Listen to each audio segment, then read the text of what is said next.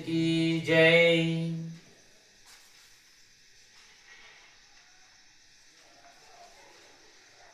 કર્ણાવતી નામના નગરનો રાજા કર્ણદેવ ખૂબ જ અહંકારી અને વિલાસી હતો। તેના અભિમાન અને ભોગવિલાસનો કોઈ પાર નહોતો। તેને કમલાવતી નામની ગુણવાન અને ચારિત્રશીલ પત્ની હતી। તે જેટલો આસ્તિક હતો એટલો જ કર્ણદેવ નાસ્તિક હતો। રાણી કમલાવતી કર્ણદેવને ઘણીવાર સમજાવતી કે અભિમાન સારી વસ્તુ નથી, માણસે ધર્મ કાર્યમાં પણ ધ્યાન આપવું જોઈએ। સુખ અને વૈભવ આજે છે કાલે નથી। પરંતુ રાજા તો રાણીની આ સલાહ માનવાને બદલે ઉલટો વધુમાં વધુ બગડવા લાગ્યો। તે સુરા અને સુંદરી મદ અને કેફમાં મસ્ત રહેવા લાગ્યો। એક દિવસ નિરાશ રાણી મહેલના ઝરૂખામાં ઊભી હતી ત્યારે તેને થોડે દૂર નદી કિનારે કેટલીક સ્ત્રીઓ ભેગી મળી કંઈક વ્રત કરતી જોઈ। તેણે દાસીને બોલાવી સ્ત્રીઓ શું કરતી હતી તે જાણી લાવવા માટે મોકલી। થોડી વારે દાસી પાછી આવીને રાણીને કહ્યું કે રાણીજી, એ સ્ત્રીઓ દશા માતાનું વ્રત કરે છે। રાણી આશ્ચર્ય પામીને તેને પૂછ્યું કે વ્રત કેવી રીતે કરાય છે તે જાણી લાવી છે? હા, તેમણે કહ્યું કે સૂતાના 10 તાંતણા લઈએ છીએ, કંકુથી રંગીએ છીએ અને તેની 10 ગાંઠોવાળી દશા માતાની માટીની મૂર્તિ બનાવીને પૂજા કરીએ છીએ। આ સાંભળીને રાણીને પણ દશા માતાનું વ્રત કરવાનું મન થયું। તેણે રાજાને વાત કરી। રાજાએ હાસી ઉડાવતો કહ્યું કે રાણી, આ વ્રત બધું ધતિંગ છે। આપણે શેની ખોટ છે કે આ વ્રતથી પૂરી કરવી છે? ધન, દોલત, કીર્તિ, સુખ, સાહેબી બધું જ આપણી પાસે છે, તો પછી તારે આ વ્રત કરવાની શી જરૂર છે? અને રાજાએ રાણીને દશામાનું વ્રત કરવાની સ્પષ્ટ ના પાડી દીધી। પરંતુ માં દશામાં પોતાનું આવું ઘોર અપમાન થયેલું જોઈ ક્રોધિત થઈ ઉઠ્યા અને તેમણે અભિમાની રાજાને પાઠ ભણાવવાનું નક્કી કર્યું।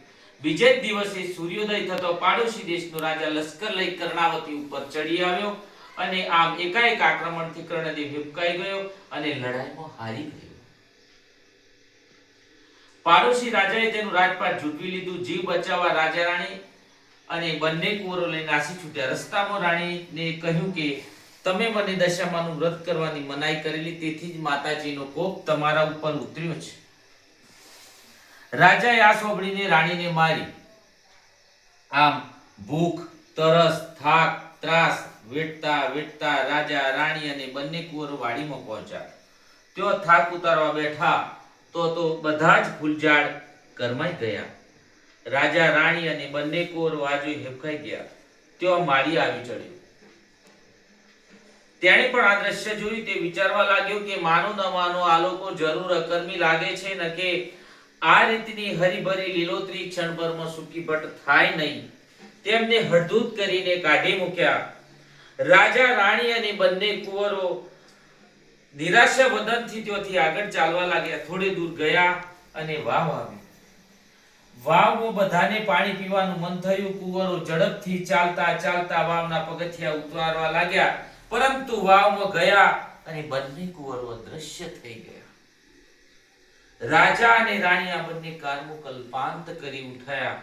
રાજાને હવે મનોમન પસ્તાવો થવા લાગ્યો કે જરૂર આ દશામાના ક્રોધનો શિકાર બન્યો છે। પહેલા રાજ ગયું, હવે કુંવરો। રાજાએ રાણીને કહ્યું કે રાણી, રડીશ નહીં। જેણે કુંવરો આપ્યા છે તેણે કુંવરો પાછા લઈ લીધા છે। રાજા અને રાણી આગળ વધ્યા। ચાલતા ચાલતા એક ગામના પાદરે પહોંચ્યા। રાજા આનંદિત થઈ ઉઠ્યો અને કહ્યું કે રાણી, આ તો મારી બહેનનું ગામ, ચાલ મારી બહેનને મળવા જઈએ। રાજા એક માણસને બોલાવી પોતાના આગમનનો સંદેશો આપવા બહેનને ત્યાં મોકલ્યો। બહેને પોતાના ભાઈ માટે પિત્તળના ગળામાં સુખડી ભરી મોકલાવી અને સોનાનું સોકડું પણ મૂક્યું। રાજાએ ગળામાં જોયું તો સુખડીની જગ્યાએ કોલસા અને સોકડાની જગ્યાએ ફૂફાડા મારતો કાળોતરો નાગ હતો। આ જોઈ રાજા ક્રોધિત થઈ રાતો પીળો થઈ ગયો। તેને માન્યામાં ન આવ્યું કે તેની સગી બેને તેના માટે શાપ મોકલ્યો હતો, પરંતુ તે હકીકત હતી। રાજા માથું પકડીને વિચારવા લાગ્યો। તેને સમજાઈ ગયું કે આ બધું દશા માતાના ક્રોધનું પરિણામ છે। આથી તેણે ગળાને ભયમાં જ દાટી દીધો। રાજા રાણી આગળ વધ્યા। ચાલતા ચાલતા એક નદી આવી। નદી કિનારે ચીબડાની વાડી હતી। રાણીને ખૂબ ભૂખ લાગી હતી। તેણે રખેવાળને ચીબડું આપવા માટે કહ્યું। રખેવાળને રાણી ઉપર દયા આવી અને તેણે એક ચીબડું આપ્યું। રાણીએ ચીબડાના સાડીના છેડાથી ઢોકી દીધું. રાણીને થયું કે કૂવાના કિનારે શાંતિથી ચીબડું ખાઈને પાણી પીશું. રાજા રાણી થોડે દૂર ગયા તો એકાએક તેમની પાછળ સૈનિકો આવી પહોંચ્યા અને તેમને બંનેને રોક્યા અને તેમની ઝડપી લીધી. તેમણે રાણીને સાડીના છેડામાં ઢોકેલું નાસી ગયેલા રાજકુંવરનું માથું સંતાડેલું મળ્યું. દશામાતાના ક્રોધને લીધે રખેવાળે આપેલું ચીબડું રાજકુમારનું માથું બની ગયું હતું. સૈનિકો ક્રોધે ભરાયા અને તેમને દોરડેથી બોધી રાજા સામે લઈ ગયા. રાજાએ તેમને ગુસ્સે થઈ અને તાત્કાલિક જેલમાં પૂરી દેવાનો આદેશ કર્યો. જેલમાં બેઠા બેઠા રાજા રાણી ઘટના ઉપર શાંતિથી વિચારવા લાગ્યા અને તેમને ખાતરી થઈ ગઈ કે જે કોઈ પણ બની રહ્યું હતું દશામાતાના કોપને લીધે જ બની રહ્યું હતું.